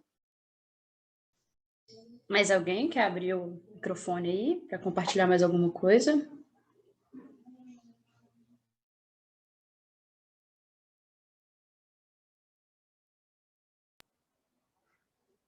Eu quero, então. Carol. E aí minha pergunta também não, viu, Carol? É mais partilhar assim, coisas que você me fez pensar, sabe? Ou que você reforçou em mim, assim, né? Que às vezes eu também tenho pensado sobre elas. Primeiro, me chama muita atenção, assim, quando você começa a sua fala, né, dizendo dessa educação física mais politizada, né? E porque em determinado momento você vai dizer também, né, como que na escola, né, a gente tem que, para conseguir aí atuar a partir de algumas práticas, né, como que a gente precisa romper com algumas representações de educação física, né? E aí, acho que isso é uma marca grande do nosso campo, né? Assim, porque, na verdade, a gente poderia pensar a organização da educação física como um projeto político, ético, estético, né? Mas isso, na verdade, é um rompimento com um estereótipo muito forte da educação física que a gente tem, né? Então, o início da sua fala me chama a atenção nesse sentido, assim, né? Estou um pouco partilhando essa necessidade da gente pensar essa educação física comprometida com essas questões, né? Outra coisa, assim, é como que eu, pelo menos, me senti implicada, viu, Carol, assim, na escolha que você faz para a oficina, trazendo para a gente aí muita coisa do que você tem estudado, produzido, que é o seu lugar também de pesquisadora, de professora, assim, como que eu me senti implicada um pouco em conhecer algumas coisas, sabe? Assim, em tomar contato com algumas produções, inclusive no sentido de me orientar e de ter repertório, assim, para melhor pensar o que significa ou o que pode significar as relações étnico-raciais na educação física, né? Como você diz. Então, assim, também um agradecimento nesse sentido de você partilhar isso com a gente hoje, né? Porque pode ser também um caminho assim para ser trilhado, né? Ao mesmo tempo, também que muito legal perceber você como a professora na educação básica, né? Quando você traz para a gente o vídeo, relatos, né? Do que tem sido lá com seus alunos e alunas, possibilidades de jogos, de diálogo com a literatura, né? Então, também te agradecer por isso, viu? Para mim foi uma tarde bem bacana de aprendizado com você. Obrigada.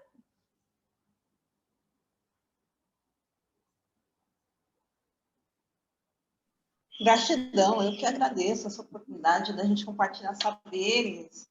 Eu gostei muito da fala da Raquel, de fato chegou aqui, coração quentinho, né? E dizer assim, puxa, é bacana ver que a gente está caminhando, né? É um processo muito difícil, mas a gente está caminhando, né? E agradeço muito a fala da professora Giovana, que na verdade é todo um processo histórico, né? Então, é você não saber exatamente o que fazer e tentar fazer alguma coisa, porque a gente teve formações racistas, né?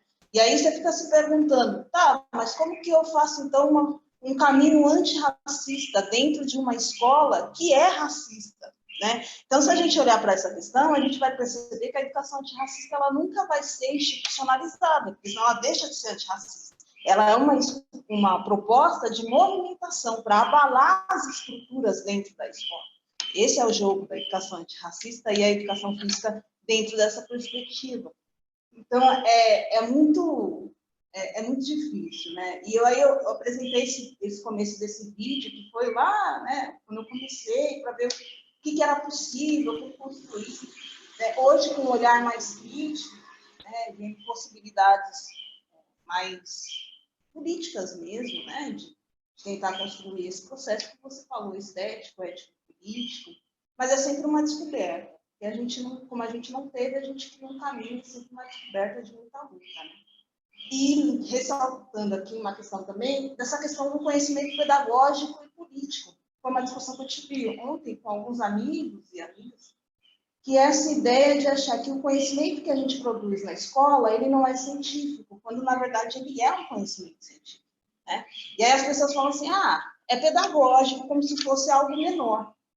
Então, o que eu entendo, Carolina, até o presente momento, tá, gente, dentro das minhas experiências, que quem vai apresentar essa formação antirracista e essa formação docente negra para as universidades, ou dentro do contexto dessas universidades, são os professores da educação básica, que são os professores que constroem esse conhecimento de combate ao racismo, né? Então, eu vejo essa ponte, essa possibilidade, e acho muito importante sempre, quando a gente apresenta um trabalho científico, né? E é isso, a gente vai construindo, né? Vai tecendo aí as possibilidades.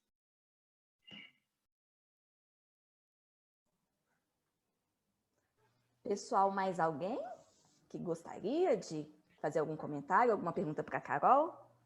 Ainda que nosso tempo esteja se estendendo, mas enfim, se podemos ficar mais um pouquinho, se alguém quiser comentar mais alguma questão.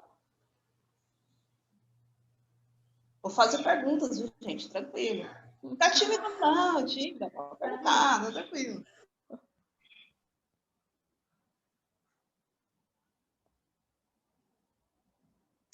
Gente, então, eu vou compartilhar aqui no chat um Linktree que tem acesso às nossas redes sociais. Quem não conhece o nosso grupo de estudo, não conhece o Pensando em Educação Escolar, entra nesse link aí e segue a gente, tá bom? Para vocês ficarem por dentro das nossas oficinas, das nossas reuniões e de outras coisas que a gente partilha também. Carol, muitos agradecimentos a você aqui no chat, tá? Não sei se você está acompanhando, né? Mas algumas pessoas estão se manifestando aqui no chat, agradecendo a sua presença aqui conosco hoje, né? E, de fato, eu acho mesmo que tivemos uma tarde que foi muito bacana, uma tarde enriquecedora, como está dizendo aí Gisele, né? Marcelinha falando agora, né? A sua fala toca, atravessa e movimenta. E acho que é isso, né? Estamos aqui tocados, atravessados e que possamos seguir aí no caminho de pensar, né, essa dimensão dessas relações mesmo, desse enfrentamento do racismo, né, e tudo mais que Carol trouxe para a gente hoje. Queria também agradecer, então, a todos e todas que estiveram conosco hoje, né, dizer que Carol toca, né, nesse ponto agora no final da fala, mais especificamente, né, dessa questão do saber docente dos professores, que os professores, né, estão aí no chão da escola também produzindo seus saberes. Essa é uma aposta para o nosso projeto de extensão, né, para a formação. Então, que a gente possa seguir partilhando os nossos saberes, né, e reconhecendo esse nosso lugar também como professores e professoras na educação básica. Então, deixo os meus agradecimentos para todo mundo, né? E como a Paty falou, assim, sigam aí as redes sociais, que aí vocês também ficam inteirados, né, do que a gente tem proposto aí de ações, que a gente possa se reencontrar aí em outros momentos. Carol, mais uma vez, muito obrigada, viu? Foi muito bom. Que bom que você esteve com a gente hoje. Muito obrigada. Hoje, diga. Só reforçar com o pessoal, primeiramente, antes, né, Carol, muito obrigada. Foi, assim, muito bom ouvi-la, né? Eu acho que a gente sai daqui com outras provocações, reflexões, mas também reforçar as pessoas que tiverem interesse, né, de ofertar oficina, estarem conosco nas reuniões ampliadas, né, nos nossos diálogos, nas trocas de experiências, são muito bem-vindos. E enviem o contato, né, do Pensando por e-mail. Isso, como vocês mesmos disseram, acho que nós temos que batalhar mais ainda sobre o próprio protagonismo, né, dos professores nos seus saberes docentes mesmo, né? E obrigada a todos. Carol, novamente, obrigada. Só gratidão a toda a equipe, aí as meninas que ficaram me ajudando aí no contexto, internet maluca, uma hora computador, outra hora celular, então só gratidão mesmo. Dizer que eu quero ir para Minas também, eu estou cansada de São Paulo, já estou pensando em doutorado aí na UFMG ou na Universidade Federal de Rio Preto, sei lá, a gente vai tentando aí até uma hora que dá certo. Mas querendo sair daqui de São Paulo, já combinei com uns amigos aí, pensando que eu vou comer abacate, que aqui em São Paulo o abacate é R$4, cara. Não tem condições de comer abacate, não. Mas é isso, gente. Precisando, pode contar comigo. Meu WhatsApp está lá, é só entrar em contato. A Carol me ajuda aqui, vocês me ajudam em outra parte também, porque ninguém sabe tudo e a gente vai levando. Né? Vai sobrevivendo aí esse Brasil doido, tá bom? Mas eu só quero agradecer mesmo de coração, uma tarde muito bonita. E é muito legal propor essa educação física antirracista, a gente vai construindo, se a gente não concorda, a gente vai lá e tenta, né, apresentar outras possibilidades, e assim a gente vai construindo conhecimento, tá bom? Só gratidão mesmo. Oi, tudo bem? Esperamos que sim. Eu e toda a equipe do Conexão Educação Física esperamos que esse vídeo tenha contribuído para a sua formação e para a sua prática pedagógica. Então agora, não deixe de curtir o nosso vídeo, compartilhar para outros professores e, claro, se inscrever no nosso canal. Ok? Ah, mais uma coisa, não se esqueça de nos acompanhar nas redes sociais, pois lá estarão todas as nossas divulgações e informações. Fechado? Forte abraço!